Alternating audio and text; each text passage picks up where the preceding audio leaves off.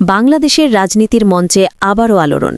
চায়ের দোকান থেকে টকশো সবখানেই এখন একটাই নাম ঘুরছে, আসিফ মাহমুদ, যিনি পরিচিত ছিলেন সরকারের ঘনিষ্ঠ মহলের একজন ক্রীড়া উপদেষ্টা হিসেবে। কিন্তু হঠাৎ করেই যেন সবকিছু উল্টে দিলেন তিনি। এক সূত্রে জানা গেছে, আসিফ মাহমুদ সরকারপন্থী উপদেষ্টা পদ থেকে পদত্যাগ করেছেন এবং এবার তিনি বাংলাদেশ জামায়াতে ইসলামীর প্রতীক দাড়িপাল্লা গিয়ে নির্বাচনে লড়তে যাচ্ছেন। রাজনীতির এই অঘটন এখন রাজনৈতিক মহলে ঝড় তুলেছে, যেন নতুন এক অধ্যায়ের সূচনা হচ্ছে বাংলাদেশে।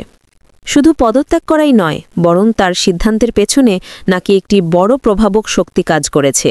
তিনি আর কেউ নন, ঢাকা বিশ্ববিদ্যালয়ের বর্তমান ভিপি এবং তরুণ রাজনীতির নতুন প্রতীক সাদিক কায়েম। রাজনৈতিক বিশ্লেষকরা বলছেন, সাদিক কায়েম শুধু ক্যাম্পাস রাজনীতির নয়, এখন জাতীয় রাজনীতিরও কিং মেকার হয়ে উঠছেন।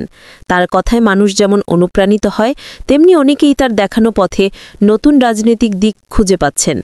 আসিফ মাহমুদের মতো একজন সরকার ঘনিষ্ঠ উপদেষ্টার হঠাৎ এমন দলবদল কোনো সাধারণ ঘটনা নয়, কারণ তিনি কেবল একজন উপদেষ্টা নন।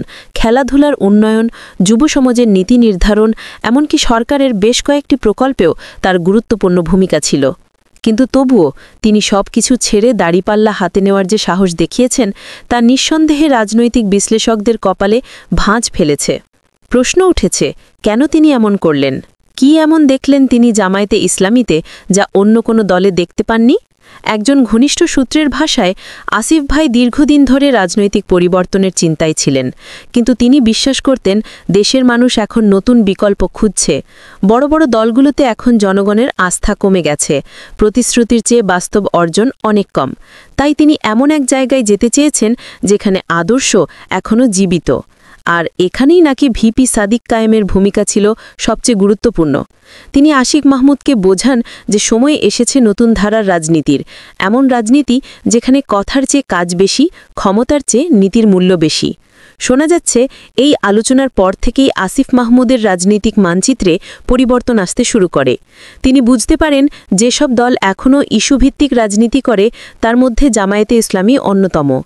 রাজনৈতিক অঙ্গনের পর্যবেক্ষকরা বলছেন, সরকারের উপদেষ্টা প্যানেল থেকে কেউ যদি জামায়াতে যোগ দেন, এটি শুধু একটি দলবদল নয়, এটি মূলধারার রাজনীতিতে চেতনার পরিবর্তনের প্রতীক হতে পারে। কারণ এতদিন ধরে যাদের প্রভাবশালী হিসেবে দেখা হতো, তারা এখন নতুন করে চিন্তা করছেন মানুষের আস্থা, নৈতিকতা এবং নেতৃত্বের নতুন দিক নির্দেশনা নিয়ে। জানা গেছে, আসিফ মাহমুদ আগামী নির্বাচনে দাড়িপাল্লা প্রতীক নিয়ে অংশগ্রহণ করবেন এবং তার নির্বাচনী প্রচারণায় বাংলাদেশ ইসলামী ছাত্র শিবিরও নীরবে সহযোগিতা করবে। শিবিরের তরুণ সদস্যরা সামাজিক যোগাযোগ মাধ্যমে ইতিমধ্যে এই বিষয়টি নিয়ে আলোচনা শুরু করেছে। নতুন চিন্তা, নতুন দিশা, এই স্লোগান দিয়ে যদিও আনুষ্ঠানিকভাবে কেউ মুখ খুলছেন না, তবে রাজনৈতিক বার্তাটি স্পষ্ট। এই সিদ্ধান্ত কেবল ব্যক্তিগত নয়, বরং নতুন প্রজন্মের রাজনৈতিক চিন্তার প্রতিফলন। ঢাকা বিশ্ববিদ্যালয় থেকেই শুরু হয়েছিল বাংলাদেশের রাজনীতির প্রতিটি বড় আন্দোলন, আর এবারও সেই ক্যাম্পাস থেকেই নাকি শুরু হচ্ছে নতুন এক তরঙ্গ। সাদিক কায়েম, যিনি একসময় ছাত্র রাজনীতির মাঠে নিজের অবস্থান দিয়ে তরুণদের আকৃষ্ট করেছিলেন, এখন তার প্রভাব যেন জাতীয় রাজনীতিতেও বিস্তৃত হচ্ছে। আসিফ মাহমুদের মতো প্রতিষ্ঠিত মানুষের তার দিক নির্দেশনা মেনে এগিয়ে আসা প্রমাণ করছে যে তরুণ নেতৃত্ব এখন আর কেবল দর্শক নয়, বরং নেতৃত্বের আসনে আসীন হওয়ার পথে। বিশ্লেষকরা মনে করছেন, এই সিদ্ধান্ত বর্তমান রাজনৈতিক ভারসাম্যকে নাড়িয়ে দিতে পারে, কারণ আসিফ মাহমুদের মতো একজন সরকারি প্যানেলের সদস্যের দলবদল মানে শুধু একটি নামের পরিবর্তন নয়, এটি একটি রাজনৈতিক বার্তা। সেই বার্তাটি হচ্ছে, এখন মানুষ পরিবর্তন চায়। মানুষ এমন রাজনীতি চায় যেখানে বিশ্বাসযোগ্যতা থাকবে, যেখানে ধর্মীয় মূল্যবোধ ও সামাজিক দায়িত্ববোধ একসাথে চলবে। তবে এই পরিবর্তনের পথে ঝুঁকিও কম নয়। যারা দীর্ঘদিন ধরে সরকারি ছাতার নিচে ছিলেন, তারা হঠাৎ করে বিরোধী রাজনীতিতে গেলে প্রশাসনিক ও রাজনৈতিক চাপের মুখে পড়তে পারেন। কিন্তু আসিফ মাহমুদ নাকি এসব ঝুঁকি জেনেই এগিয়ে যাচ্ছেন। তার নিকট সূত্র জানায়, তিনি বিশ্বাস করেন একজন মানুষকে তার বিশ্বাস অনুযায়ী চলতেই হবে, না হলে পদবি বা প্রভাবের কোনো অর্থ থাকে না। অন্যদিকে জামায়াতে ইসলামী নেতৃবৃন্দ নাকি তাকে স্বাগত জানাতে প্রস্তুত। দলের এক তরুণ নেতা বলেছেন, আমরা এমন নেতৃত্ব চাই যারা বাস্তব অভিজ্ঞতা নিয়ে আসে। আসিফ ভাই যদি আমাদের সঙ্গে থাকেন, তাহলে রাজনীতিতে একটা ইতিবাচক দিক নির্দেশনা তৈরি হবে।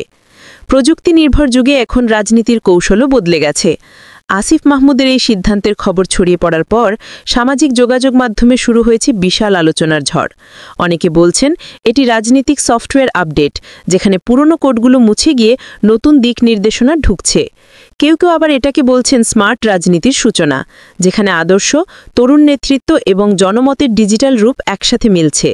একজন সিনিয়র সাংবাদিক লিখেছেন, যখন উপদেষ্টারাই নিজেরা জনগণের পাশে দাঁড়ানোর জন্য পদত্যাগ করেন, তখন বোঝা যায় রাজনীতির ভেতরে ভেতরে বড় পরিবর্তন চলছে।